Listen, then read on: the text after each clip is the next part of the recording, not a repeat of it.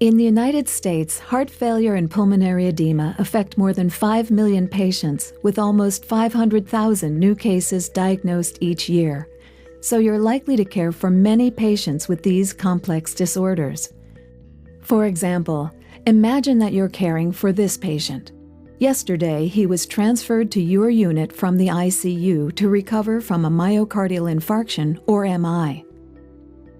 Today, he's in acute distress, with chest pain, dyspnea, a rapid pulse rate, low blood pressure, and a summation gallop. Because this patient is recovering from an MI, you know that he's at risk for complications, such as acute heart failure and pulmonary edema. But do you know how these disorders develop and progress? Do you know how they produce their characteristic signs and symptoms? And can you predict how your actions will affect them? This program will prepare you to answer these questions accurately. By clearly linking the pathophysiology of heart failure and pulmonary edema to your day-to-day care, it will help you know from your patient's signs and symptoms what's happening inside the body and what effects your care will produce.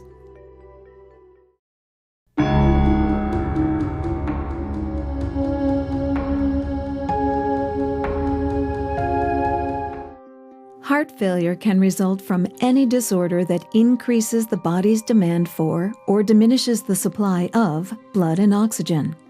However, it commonly results from an MI or other form of myocardial damage. In an MI, part of the myocardium becomes necrotic. This necrosis may lead to poor contractility, which means that it doesn't contract and relax fully. Without the heart's normal pumping action, blood begins to stagnate in the heart's chambers, raising the blood volume and pressure beyond their capacity.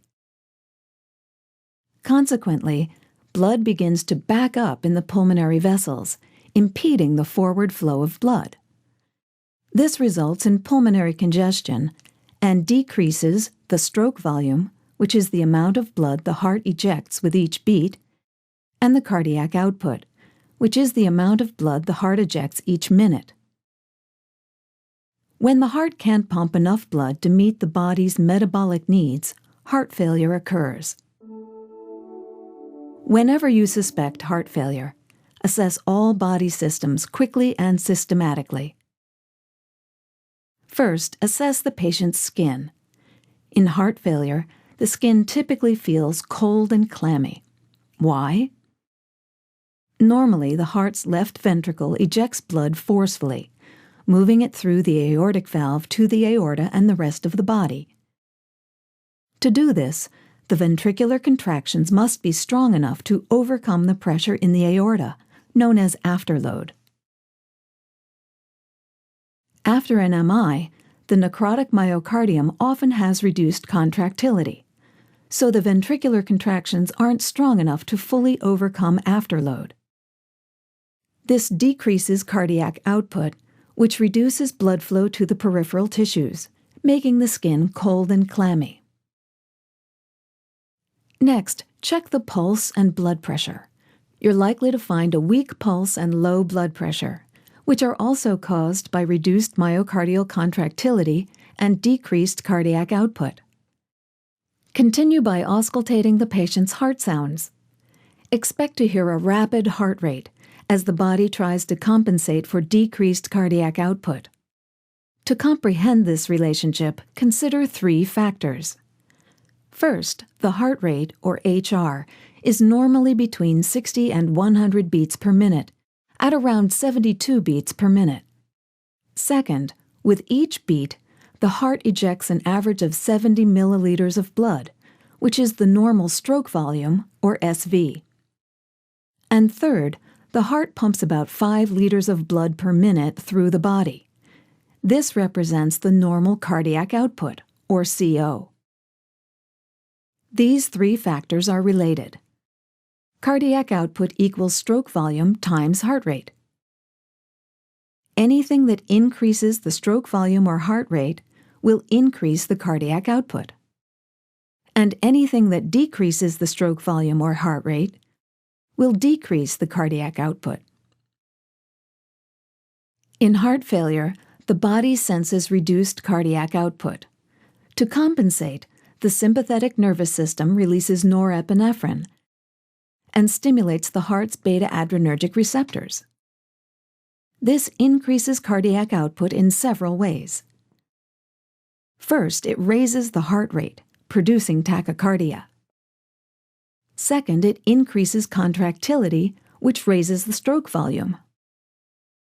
And third, it increases diastolic relaxation, allowing the ventricles to dilate and accommodate the extra blood. This increases the stretching of the myocardial walls, or preload, which boosts the stroke volume. When auscultating the heart, you may also hear extra heart sounds. To visualize how this occurs, first recall how normal heart sounds are created. During diastole or ventricular relaxation, blood starts to fill the ventricles.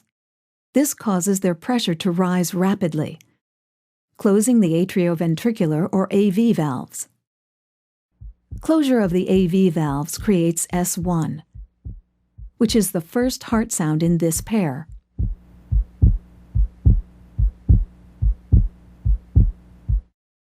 During systole or ventricular contraction, the ventricles are completely filled with blood.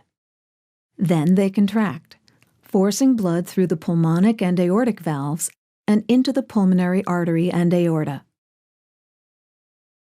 After this, the ventricular pressure falls, causing the pulmonic and aortic valves to close. Their closure creates S2, which is the second heart sound in this pair.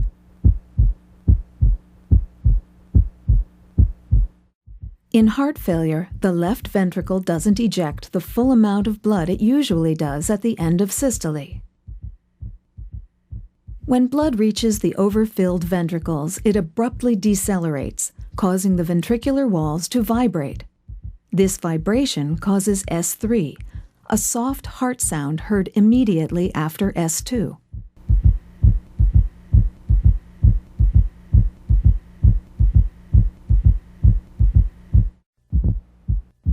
In heart failure, the left ventricle also is less compliant. To move blood into this stiff ventricle, the atria must contract forcefully at the end of diastole. This forceful atrial contraction creates a low-frequency vibration, called S4, an extra heart sound heard immediately before S1.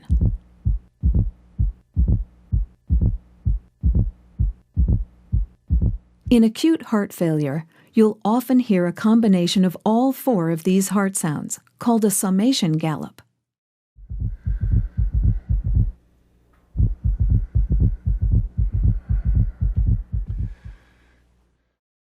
As you auscultate, also listen for a systolic murmur at the fourth intercostal space in the left sternal border and at the apex of the heart.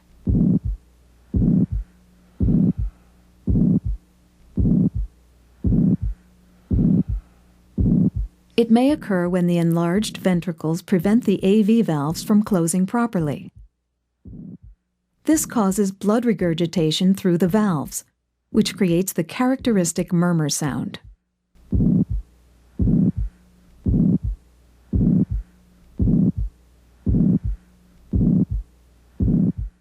To continue the assessment, ask the patient about chest pain, which is a common symptom of ischemia.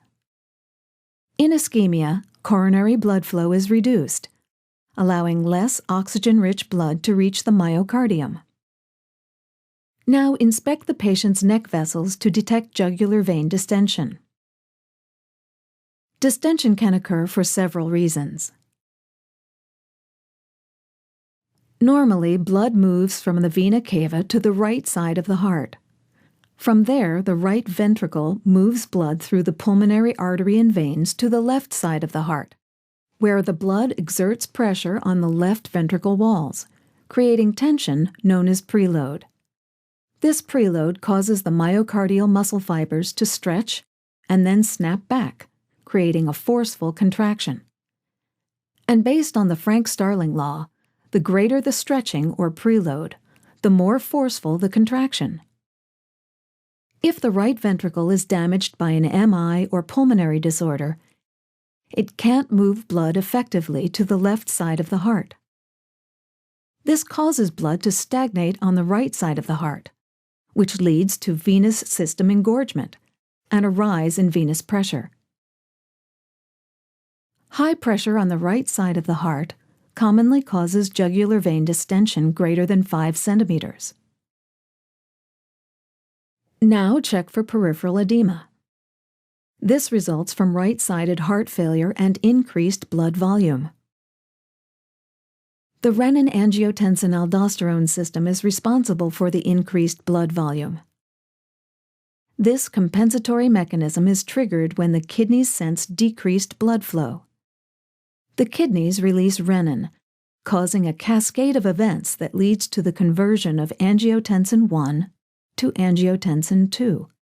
This causes the release of aldosterone, which promotes sodium and water retention and increases blood volume. When the blood volume increases, intravascular pressure climbs.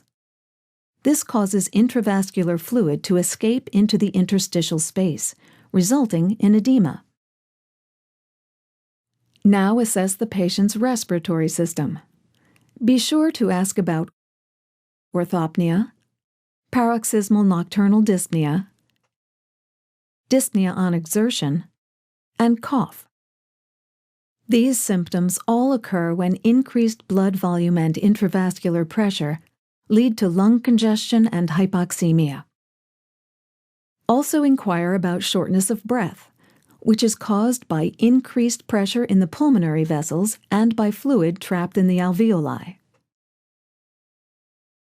Then have the patient take slow, deep breaths as you auscultate for adventitious breath sounds, such as crackles.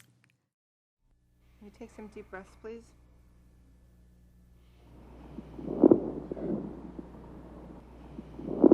Crackles may occur when fluid congests the pulmonary vessels and alveoli.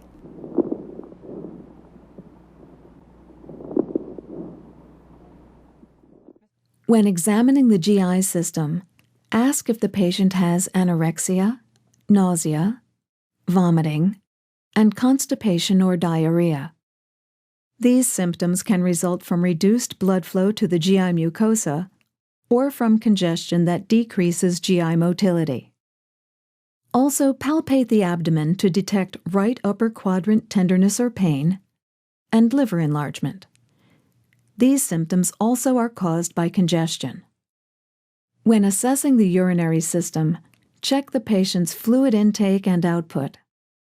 In heart failure, you're likely to find decreased urine output caused by activation of the renin-angiotensin-aldosterone system.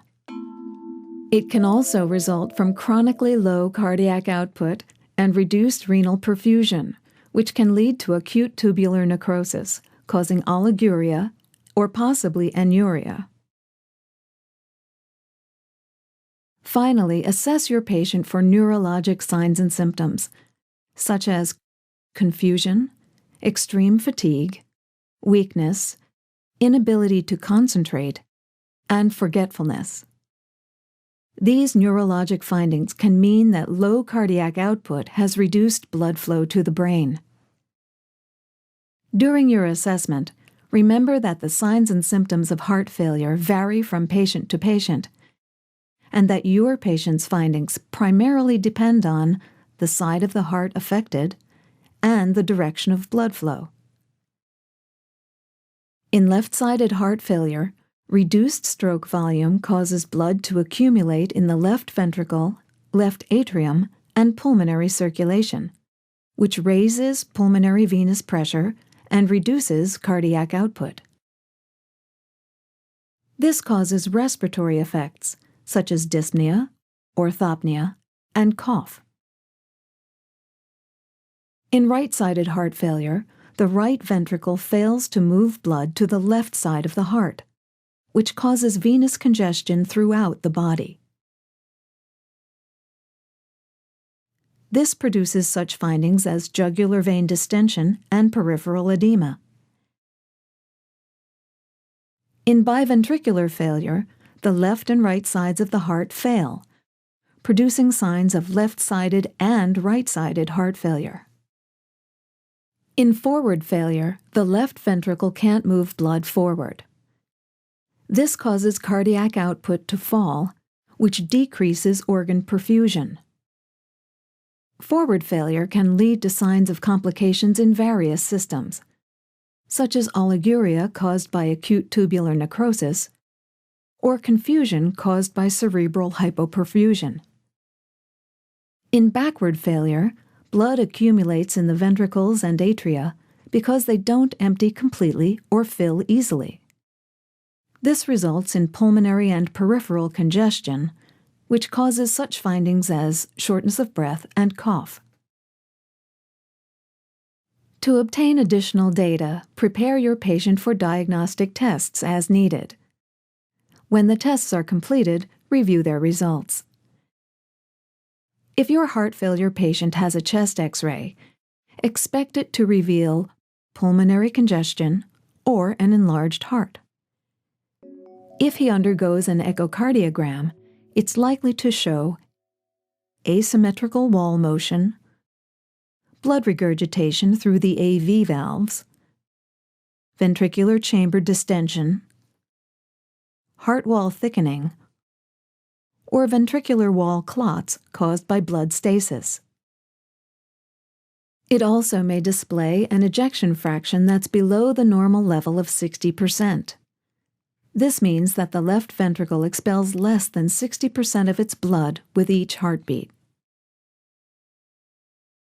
If indicated, cardiac catheterization of the left side of the heart may reveal coronary artery blockages or abnormal pumping of the left ventricle. Catheterization of the right side of the heart may reveal intracardiac pressures that are higher than the normal rates of 0 to 6 millimeters of mercury in the right atrium, 25/0 in the right ventricle, 25/10 in the pulmonary artery, and 12 in the pulmonary capillary wedge, which reflects left atrial pressure. Right side catheterization also may show a low cardiac output and cardiac index. After discussing all of the findings with the patient's physician and confirming your suspicion of heart failure, work with the physician to develop a plan to treat the disorder and move the patient out of danger. Then share this plan with your patient. Based on the severity of the heart failure, he may need medical treatment, surgical treatment, or both. Medical treatment is the most common. It includes several types of drugs that control heart failure in different ways. For example, diuretics work by increasing the excretion of sodium, chloride, and water. This reduces preload, which increases cardiac output. Many patients receive a combination of a diuretic and an angiotensin-converting enzyme, or ACE inhibitor. ACE inhibitors primarily work by blocking the enzyme that converts angiotensin 1 to angiotensin 2 in the lungs. This prevents sodium and water retention, which ultimately reduces afterload and increases cardiac output. Other drugs may be used to treat heart failure. For example, angiotensin receptor blockers, or ARBs, inhibit the renin-angiotensin-aldosterone system to block or decrease most of the effects of the system, similar to ACE inhibitors. Vasodilators such as nitrates and hydralazine primarily work by decreasing total peripheral resistance and are used mainly in patients who are unable to tolerate ACE inhibitors and ARBs. They also decrease preload and slightly decrease afterload, which increases cardiac output. African Americans who have severe congestive heart failure may require a combination vasodilator drug, isosorbide dinitrate, and hydralazine. If a patient does not respond to conventional therapy, nesiritide, a potent vasodilator, may be used to reduce ventricular filling pressures and improve cardiac output. Inotropic agents work by increasing contractility, which enhances stroke volume and cardiac output. They include digoxin, dobutamine, and the phosphodiesterase inhibitor, milrinone. Beta-adrenergic blockers used to be contraindicated because of their negative inotropic effects. Now they are often used in low doses in stable patients to suppress tachycardia and prevent ventricular dilation due to overcompensation by the sympathetic nervous system. Patients with chronic heart failure may be treated with extended-release formulations such as metoprolol, bisoprolol, or carvedilol. Usually, surgical treatment for heart failure is reserved for patients with severe left ventricular dysfunction and a poor quality of life, and those who haven't responded to medical treatment. Each type of surgery corrects heart failure in a different way. The intra-aortic balloon pump is a temporary counterpulsation device that's inserted in the aorta to treat acute heart failure. As the balloon inflates during diastole, blood in the aorta is forced into the coronary arteries, which improves myocardial blood flow. As the balloon deflates, negative pressure in the aorta reduces afterload, allowing the left ventricle to pump blood more easily. Coronary artery bypass surgery is used to bypass blocked coronary arteries. For some patients, this improves myocardial blood flow and ultimately left ventricular function. A ventricular assist device may be used to take over the pumping action of the left ventricle. Its inflow tube carries blood from the left ventricle to a small pump. Its outflow tube takes blood from the pump to the aorta. Heart transplantation works by replacing the patient's diseased heart with a healthy heart from a compatible donor.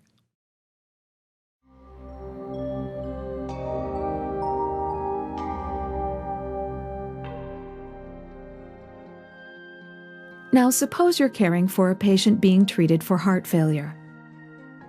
When making your rounds, you see that he's in severe distress, with labored respirations, restlessness, confusion, and a cough that produces blood-tinged sputum. You should suspect pulmonary edema. But do you know why? Although pulmonary edema may be caused by many disorders, it commonly occurs as an acute complication of heart failure, when compensatory mechanisms fail. Pulmonary edema results from fluid accumulation in the lungs. In essence, it causes the patient to drown in his own body fluid. Without treatment, it leads to severe tissue hypoxia, organ failure, and death. Whenever you suspect pulmonary edema, rapidly assess your patient. Remember that your findings may be quite dramatic because he may feel as if he's drowning. So first check for signs of acute respiratory distress, such as tachypnea with a respiratory rate of 20 to 40 breaths per minute, severe dyspnea and orthopnea, increased effort in breathing as demonstrated by accessory muscle use and nostril flaring, and pink or red frothy sputum. When pulmonary edema is a complication of heart failure, all of these signs result from lung congestion and fluid-filled alveoli. Here's how they develop. When compensatory mechanisms are no longer effective, backward heart failure causes blood to back up, producing congestion in the pulmonary vessels. As the blood volume increases in the pulmonary vessels, so does the pressure. In the lungs, this affects the pulmonary capillaries that surround the alveoli, which exchange oxygen and carbon dioxide across a membrane. First, pulmonary capillary hydrostatic pressure, which moves fluid out of the capillaries, overcomes the plasma oncotic pressure, which holds fluid inside the capillaries. This forces water and sodium into the interstitial space. Next, water and sodium movement causes interstitial edema and increased interstitial hydrostatic pressure. The increased hydrostatic pressure forces interstitial fluid into the alveoli, causing alveolar edema. Then the fluid dilutes the surfactant, which normally maintains the alveoli's surface tension. Eventually, the fluid-filled alveoli collapse and no longer exchange oxygen and carbon dioxide. Instead, they shunt unoxygenated blood from the right side of the heart to the left, which produces hypoxia and hypercapnia. Also, be alert for signs of acute respiratory failure, the most common and dangerous complication of pulmonary edema. Get this pillow out. Mr. Andrews!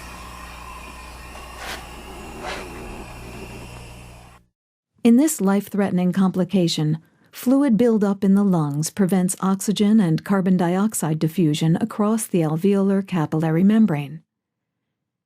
This leads to hypoxemia and hypercapnia, which cause inadequate tissue perfusion and acidosis. When auscultating your patient's lung sounds, expect to hear crackles and other adventitious breath sounds.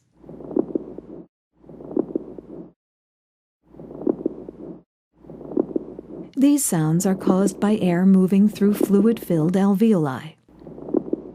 Observe the patient's sputum, which may appear blood-tinged or bloody because red blood cells may enter the alveoli along with the interstitial fluid. After assessing the respiratory system, check the patient's vital signs.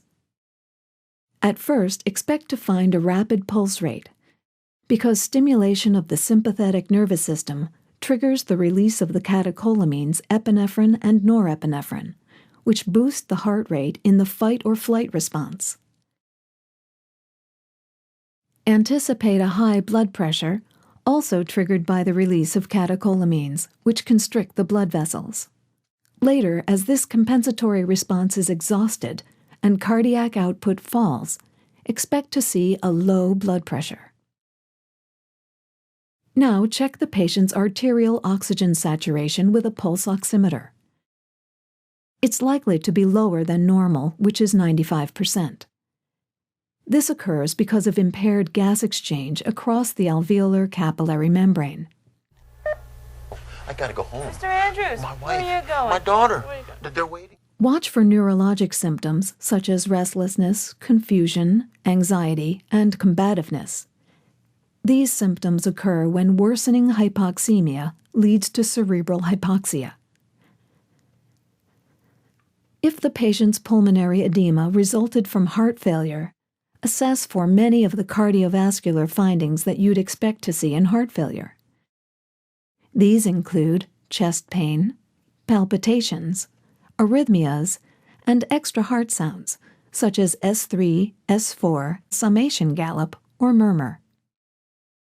Also look for heart failure-like signs and symptoms in other body systems, including cold, clammy skin, nausea and vomiting, and nocturia progressing to oliguria and possibly anuria. Finally, review the results of your patient's diagnostic tests, which should be similar to those of a patient with heart failure. For example, your patient may display similar results on a chest X-ray and catheterization of the right side of the heart. Also, check the patient's arterial blood gas, or ABG, levels, paying attention to oxygenation and acid-base balance. Typically, ABG levels are altered because impaired gas exchange and increased lung stiffness lead to inadequate ventilation. So in pulmonary edema, you're likely to see a pH below 7.35, reflecting respiratory acidosis, a PO2 below 80 millimeters of mercury, indicating hypoxemia, a PCO2 above 45 millimeters of mercury, reflecting hypercapnia, and a bicarbonate level above 28 milliequivalents per liter, caused by the kidneys trying to correct a low pH by secreting bicarbonate. When teaching the patient about his prescribed treatment, remember that pulmonary edema can't be treated surgically. However, it can be treated with some of the same drugs as heart failure. For example, IV diuretics are usually given first to rapidly reduce pulmonary congestion, fluid retention, and preload. Morphine sulfate also is given intravenously to quickly decrease preload, pulmonary pressures, and anxiety. And other medications such as inotropic agents and vasodilators may be used to treat pulmonary edema if it's caused by heart failure. In addition, oxygen is used to relieve hypoxia. Whether your patient has heart failure or pulmonary edema, individualize your nursing care based on his condition and prescribed treatments, but expect to perform these general nursing interventions. Check the patient's vital signs every 4 hours or more frequently. Administer oxygen as prescribed. Insert and maintain an IV access device to administer medications. Place your patient on a cardiac monitor and be alert for life-threatening arrhythmias. Also, be sure to monitor the effectiveness of his treatments by measuring drug effectiveness, monitoring his oxygen saturation, weighing the patient daily, checking his intracardiac pressures, and monitoring his heart and breath sounds. When your patient is ready for discharge, meet with him and his family to review information that's essential for recovery at home. Be sure to reinforce instructions about medications, including their dose, frequency, and side effects, gradual activity resumption and energy conservation, fluid restrictions, a low-sodium diet, daily weight measurements, signs and symptoms to report to the physician, and follow-up care.